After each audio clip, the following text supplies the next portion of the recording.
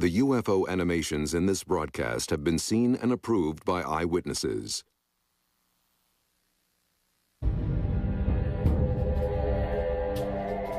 In the middle of the Cold War, across remote stretches of the northern United States, the Air Force kept ballistic missiles and B-52 bombers on constant alert.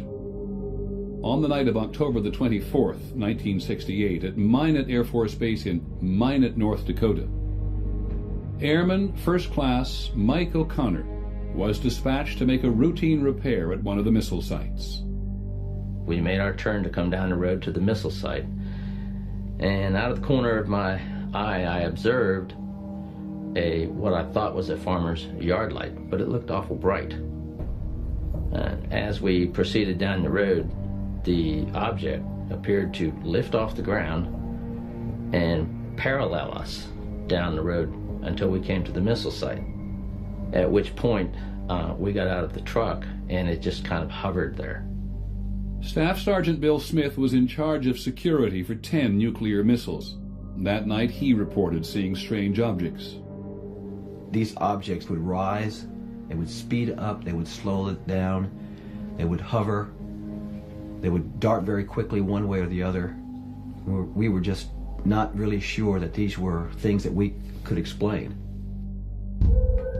The Minot control tower diverted a B-52 to investigate. Captain Brad Runyon was the B-52's co-pilot. The air traffic controller asked us if we would mind going out to this one area and looking for something. I was curious, and I said, well, what are we looking for? And they said, well, you'll know it if you find it.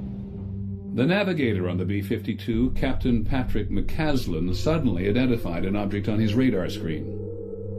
I saw a return, faint one sweep, bright the next, large, off our right wing, 3 o'clock, at about 3 miles. And at that point, I asked the radar navigator to turn on the camera, which would then take pictures of whatever was on the radar screen. These pictures of the radar screen show the object flying in formation with the B-52. This thing was climbing out with us and maintaining the same heading we were. That was unusual. But what really watered my eyes when this thing backed away and allowed us to turn inside of it. When the object suddenly disappeared from the radar, the bomber turned back to find it. Co-pilot Runyon was the first to spot what appeared to be a glowing craft hovering near the ground. When things like that are happening, it seems like time just stands still. My estimate, overall object was a minimum of 200 feet in diameter, and it was hundreds of feet long. It had a metallic cylinder attached to another section that was shaped like a crescent moon. I felt that this crescent moon part was probably the command center. I tried to look inside the thing, but all I could see was a yellow glow. At that point, I was fairly sure that I was looking at an alien spaceship, something that had come here from some other planet other than Earth. Co-pilot Runyon and the other crew members of the B-52 reported their sighting when they returned to the base. According to Blue Book's investigation, the crew of the B-52 and 16 witnesses on the ground said they saw a UFO that night. In its final report, Blue Book concluded that they were all seeing stars. None of those pilots saw a star. I know those pilots. I know what their training was. I know how many stars they'd seen in the course of their careers, and they were not looking at a star. It bothers me that Blue Book blew it off. I don't think this incident has ever been adequately explained. The Air Force finally got out of the business of trying to explain UFOs in 1969.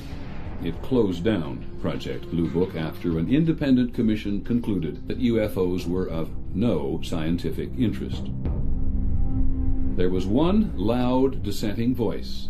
Blue Book's once skeptical chief scientist, Alan Hynek. After more than 20 years and more than 12,000 UFO investigations, Dr. Hynek had become a believer.